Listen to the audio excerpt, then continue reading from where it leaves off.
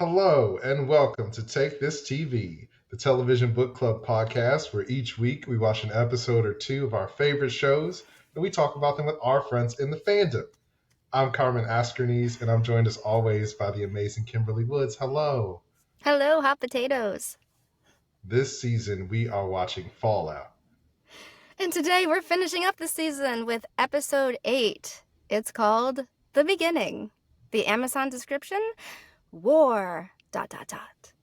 If you have not watched all the previous episodes, please go watch them. And if you have, join us, grab a Nuka-Cola, and let's dive in. Heck yeah, grab that Nuka-Cola. So we finally got some answers. I feel like we were guessing it was going to be, the cryogenic chambers, which we got. So yeah, that's what it was. We got I didn't realize it was Buds. Oh yeah, because he mentions it to Cooper. And he's like, I'm starting a management training program called Buds. Yep, so all of the executive assistants are part of it, which was crazy. Which we found out Lucy's father was an executive assistant, as well as Betty. Yeah. Oh, because we saw young Betty and we saw young Howard. Oh my gosh, the de-aging on his face. Did you? I was like, y'all, just cast a younger actor. Yeah. Which I feel like they did for Betty, right? Wasn't Betty a different actress? Yeah. Yeah. So that was funny. We get it. Like, it was just like, it was bizarre. Like, they lingered on the shot for so long, and I was just like, ah. Yeah. The uncanny valley.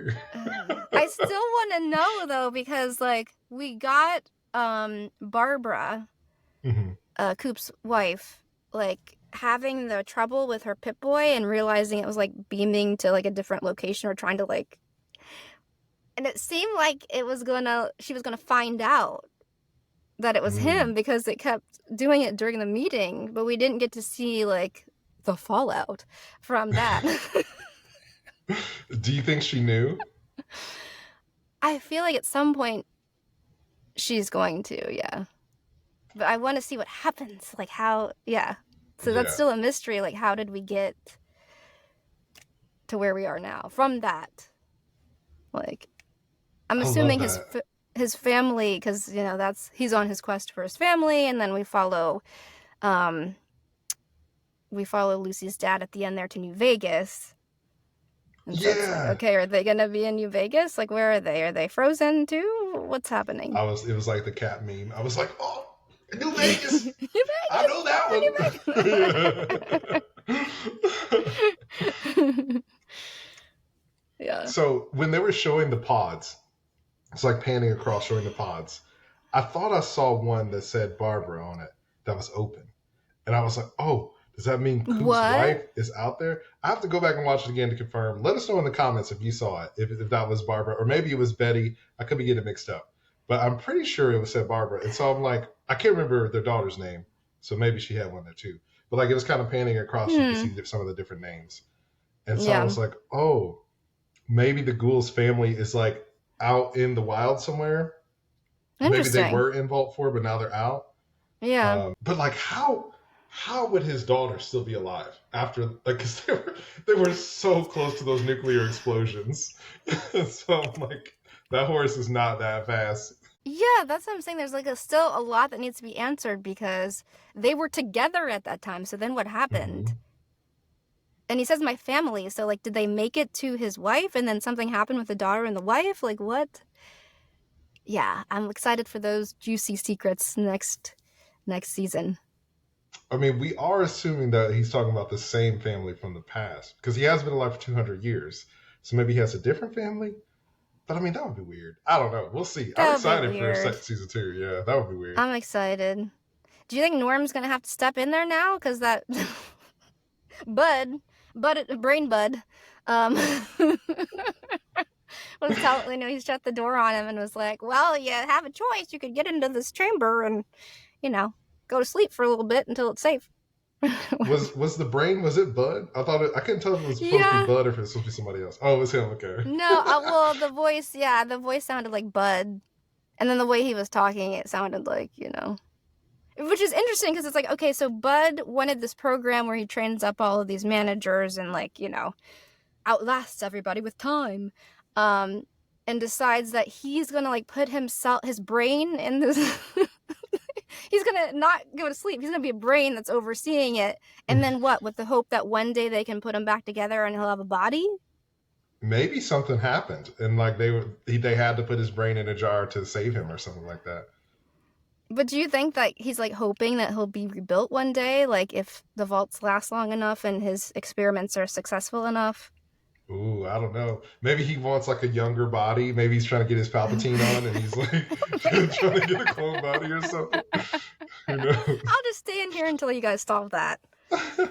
Until I can have a mortal body. Little Roomba Bud trying to stab Norm was hilarious. That's hilarious. That's pretty good. Norm was not even bothered. He's not looking behind him, whatever, you're just running into a wall. But speaking of immortality, what is going on with Moldaver? Why was she alive for so long? Because it's been 200 years, right? Everybody else has been in a cryo thing. Cooper has turned into the ghoul. Was she injecting herself with something? And I don't know, there's different things that prolong your life, and certain ones of them, or too much of them, turn you into a ghoul. What is the story with her?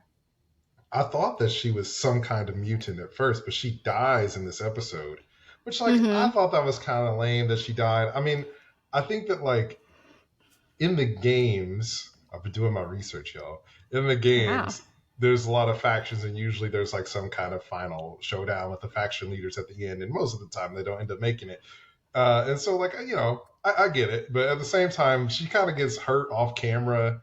I think it's really sweet that we see her come back to be with Rose, but I will say, disappointed because we saw the flashback of young Lucy running to her mom, and then Moldaver is there, and whatever her name is, and we see her going up to Lucy they're gonna kiss, and then they cut away, and I was like, no, don't try to come at me at the end with Moldaver holding Rose's hand and being like, oh, we did it, and then dying while she watches the lights come back on. I'm like, her dream. Yeah. So anyway, I think that maybe she probably snuck her way into one of the cryo chambers in the vaults or something. Oh, and then just came out at a certain point? Yeah, because it seems like she's just a human, so she must have done something like that. And we still don't know, A, how long the ghoul had been buried where he was buried when we met him, when that happened, and who did that. Why was he buried in the ground, but somebody, still gave him the little IV drip to stay alive? Well, they said the people who dug him up in episode 1 were saying that, I forget the person's name, maybe it was the guy from the government that that was cutting pieces off of the ghoul, or cutting his body parts off or something like that. Remember they were saying they would that they would dig the ghoul up and then they cut pieces off of him and bury him again. Why? Yeah, I don't know. I don't think we ever found out why. So does I'm his curious DNA about do that. something? I don't know. I'm That's is he immortal? Because some of the ghouls, we've seen ghouls get shot and die, but he's gotten shot a few times and he doesn't really seem to be bothered by it. And so I'm is he immortal, or is he That's what I'm wondering. There's different stuff, because then we also saw, what's his name, Thaddeus, who was injected with the stuff, and now he's healing suddenly, and he seems to be on his path to become a ghoul. Yeah, because he got stabbed in the neck. Yeah, but he doesn't look like that yet. But it's okay, so how long does it take to look like, our main ghoul looks like? And are there different different little vials of stuff? Some better quality than others? I don't know. That scene where the ghoul faces down with the Brotherhood of Steel, I was like, that's so cool. And then like I know that like it was like Maximus was trying to fight his way to Lucy, but I'm like, Maximus, why would you tell the Brotherhood where Moldaver is? Like, come on, man. The whole fight, I was as soon as the ghoul was having a showdown with Maximus, I was like, kill him. he earned it. He's messing up too many times. Take him out. But, although, why did he tell? I don't know why he was like so honest again with Dane, where he was like, really, I want to go because I want to rescue this girl I met out in the wasteland. Yeah, he's and so Dane was naive. like, what? Well, they were like, there's no escaping. Yeah. And I was like, come on, Maximus. Like, you learned about the cult. He essentially saw a mirror of what is happening with him in the Brotherhood when he met the people involved. 4, I think it was. Yeah. I forget the numbers. Yeah, Vault 4. 4. Yeah. But it's like, I thought that the moment where he decided to give up the suit was like him turning his back on the Brotherhood. But the leader of the Brotherhood, who I also forget his name, the older guy. Elder Cleric Quintus. you're killing it. Elder Cleric Quintus. He was kind of like trying to manipulate Maximus, and he's like, we can start a new Brotherhood with me as the head and you as the, he said the likes of you as knights. And I was like, Maximus, why is it up? He didn't say you. He said the likes of you, which I'm like, well, you're going to have to clarify that. Like, what does that mean? he's gonna kill you. I thought he said you as my sword. He said the likes of you as my sword. And I was like, you know what that means? Your days are numbered, my man. Because, I mean, he can't kill Maximus because he wants to know where the vial is, which we learned is like some cold fusion something or other that Moldaver figured out. Essentially an energy source for unlimited energy, which I think we theorized that was hers before. to begin with, and then got taken from her by Vault-Tec or whatever. Because they like made it some kind of proprietary tech, and no one was able to access it. And so, man, that sucks. Which is interesting because it's like, okay, what was that argument between the scientist? Because that's what he was trying to like get out with. Was it just that he was trying to like get it out to other people because he didn't think that they should be the only ones to have it? And then the other scientist was like, no, you shouldn't do that. You're gonna, And then the dog interpreted it a certain way. That's a good point, because when we see the flashback of Shady Sands, and we saw the encampment or wherever where the scientist was, both of those places seem to have electricity and like seem to be kind of like functioning societies. And Shady Sands was above ground; it wasn't a vault. So it's like, at what point did Moldaver lose the cold fusion like stuff or reactor or whatever? Because I got the impression she lost it in the past. Yeah, but maybe she lost it from Shady Sands. I don't know. It seemed like she had lost it in the past. Like when she was leading that group, it seemed like she was kind of upset that, Vault-Tec was taking over stuff. And like, how did the scientists know her? Well, I guess like she was kind of building up a reputation as like this rebel leader in the Outlands or whatever. So maybe that's how. What did you think about Dane saying that they injured their own foot? Because I remember you were suspicious about Maximus. I thought that was a weird choice. I feel like,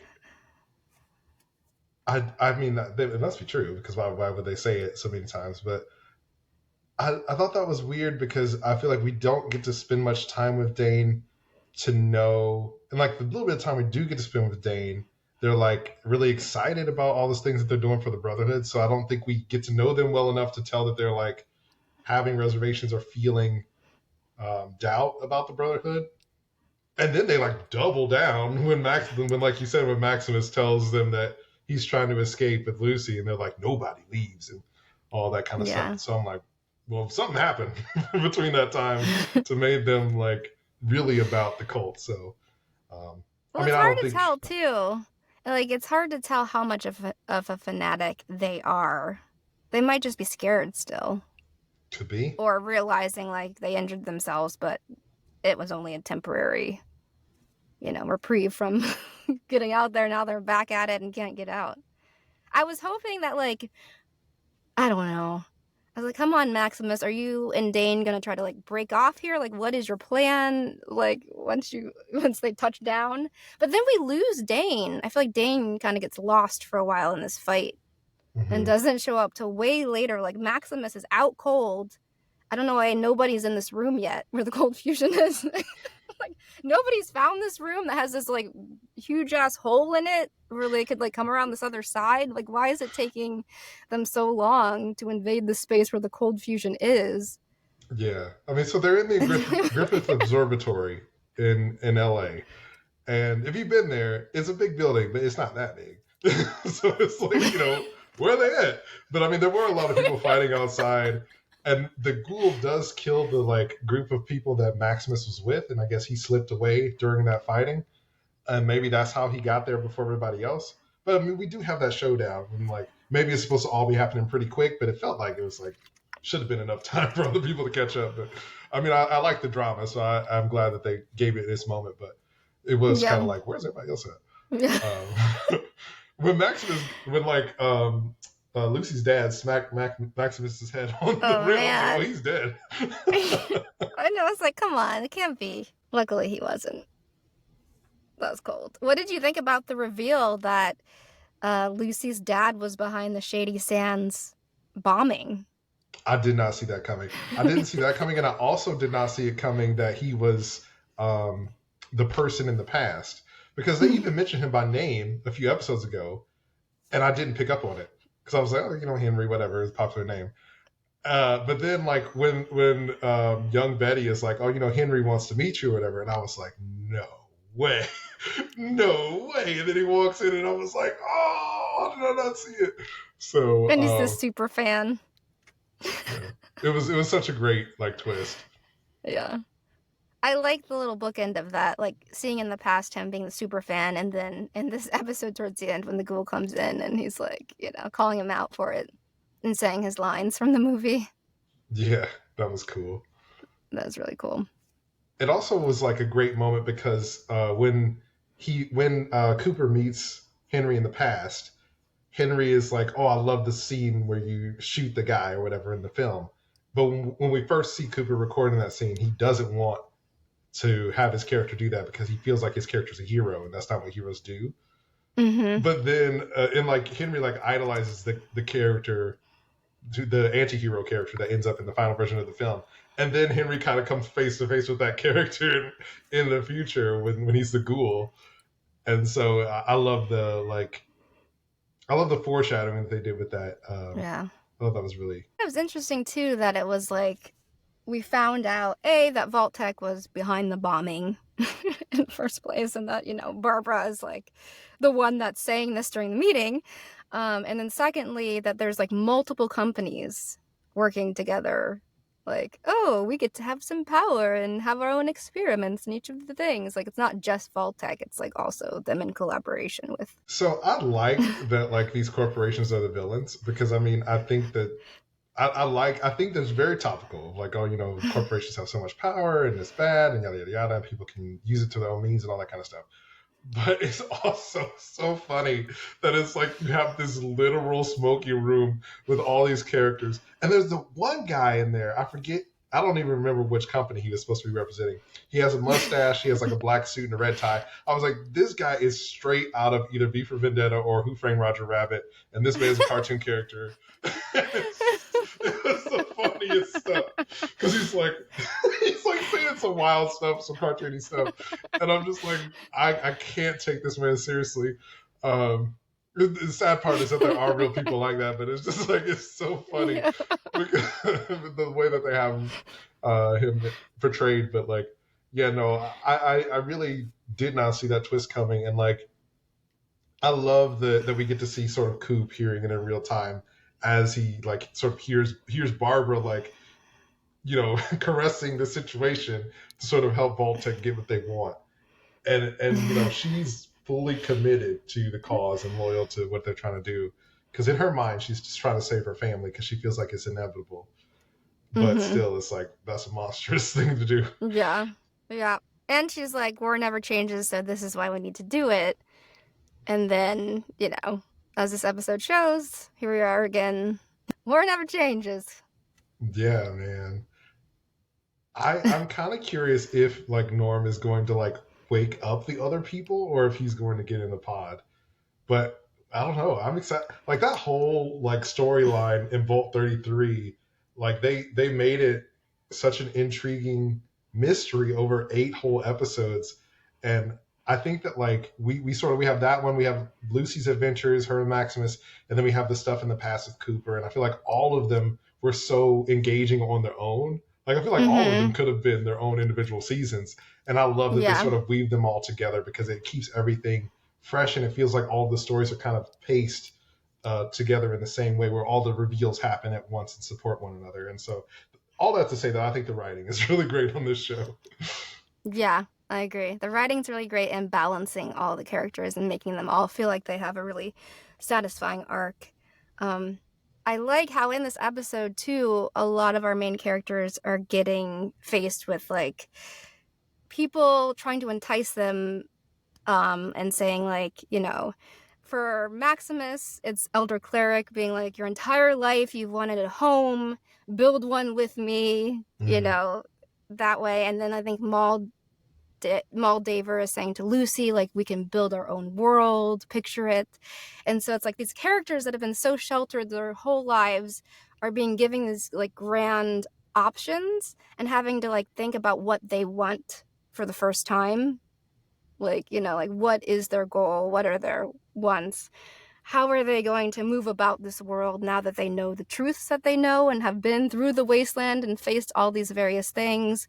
And then we end with Maximus, like, being Knight Maximus and, like, the head of this, which he doesn't seem to want. Not anymore. Even though, not anymore. We didn't want that. But Moldaver is saying to him, like, as she dies, like, what will your brotherhood do with this power? Perhaps you can, like, guide them or stall them, or like, so going into next season too, it's like, what is he going to do with his power? Will he be able to steer them in some way, or is he going to have to break off? Yeah, I mean, I was on Moldaver's side by the end, and once I learned like everything that happened and what she was trying to do, I was like, oh, they should join her. Like she's great. She's trying to save the world. But I do love that sort of final moment that she has with Maximus, where she's kind of talking about how change is like something that's really slow, and there's only so much change that one individual person can affect, and she's sort of telling him that like you probably can't even stop the Brotherhood because it's so big and powerful and you're just one person. But I am interested to see what Maximus does, because now it seems like the Brotherhood has this power of the cold fusion, and they're probably the most powerful faction now. And so what is that going to mean? And, you know, we also had that moment where they kind of like flew past it in the episode, but like somewhere off screen, at one point off screen, it seemed like they took over Philly. And so it's like, are they sort of colonizing the surface now and like taking over all these different places? And so now that they have the cold fusion, what is that going to mean for everybody else? So yeah, we'll see. An elder cleric or whatever seems to be suggesting ruling by power. He's like, we've been doing things a certain way, but you know, I do think we need to be doing them like so. Our way, yeah.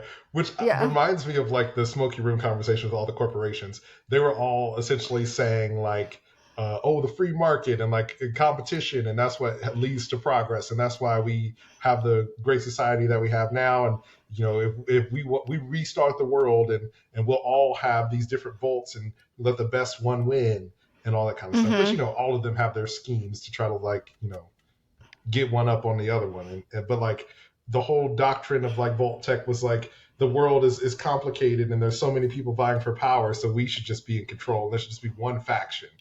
And then we see that like the Brotherhood of Steel has the same mentality. And I mean, it's like, it's the zealot mentality. It's like, you know, the world is broken and only we can fix it. And if everybody was just doing what we want to do, then the world would be great. And so I love that, like, we sort of see that reflection of like, especially because like this episode is called War, and it's like all of these different organizations, they have their different doctrines and beliefs, but they're all really similar in their zealotry and like how they're being extremists about it. And so, yeah, no, I think that it was done in a clever way where it's like it didn't feel like the theme was front and center, which I think is really important to make sure it lands with people, because I think the characters were in the front, and I think that's what makes it compelling. But I think it's an important theme that I'm happy that they were able to handle so well. Yeah, I agree. Lucy finding out about her mother, I just want to touch upon again. Oh, yeah. Because she was having those memories where she said her mother used to take her into this room and it looked like the sun was shining and it felt so real. And then we get the realization that it was real, like her memories. And I love that they're playing with that, because our memories, you know, as humans change. Like we tell ourselves stories and they kind of modify to adapt to the stories we're telling ourselves. And so it's a very real thing that happens, you know. So I like that they play with that idea of how memory works in our brains, and that's what happened for Lucy. She had adapted that and told herself the story, but it was actually a true thing that she'd been in the sun before with her mom. Yeah. Oh man, when she first walked into the room and Moldaver was at the table with like the zombie ghoul person, I was like, "Oh, that's your mom, dude. That's your mom."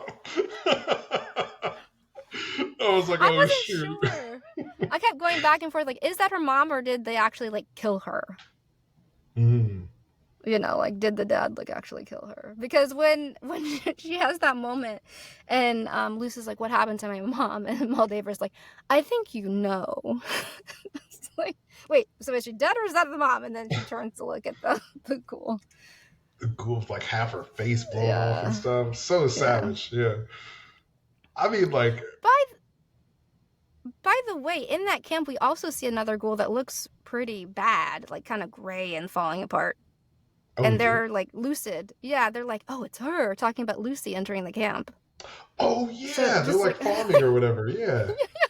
Anyway, the mystery of the ghouls and the different levels of being a ghoul.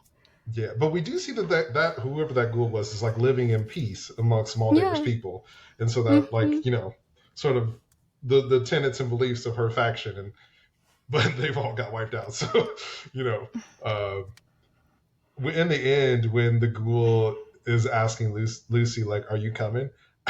There was a part of me that was like, "Yes, give in to your hatred." No. I don't know why I always want characters to break bad.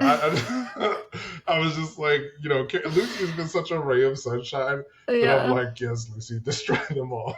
To that point, that was when she did the like darker okie dokie. I was like, oh, that was a dark okie dokie. Okay. Yeah. So is she going to become more like the ghoul now? They're rolling together. Well, I mean, it's her and the ghoul and Dogmeat, the little RPG party traveling together. I love it. I can't wait to see what they find in New Vegas. Man, this show was so just awesomely done. Like, from having played the games, a couple of them years ago, to like seeing them bring it to life. They did such a great job, like embracing just the feel and the tone and the characters that you encounter in the games. And I just can't wait for more. Me too. I'm excited. Thanks so much for joining us, y'all. We're at Take This TV on TikTok and Instagram. We're on Apple Podcasts, Spotify, or wherever you get your podcasts. So leave us a review. It really helps us out. And send us a comment. Let us know your thoughts. And remember, it's dangerous to watch TV alone.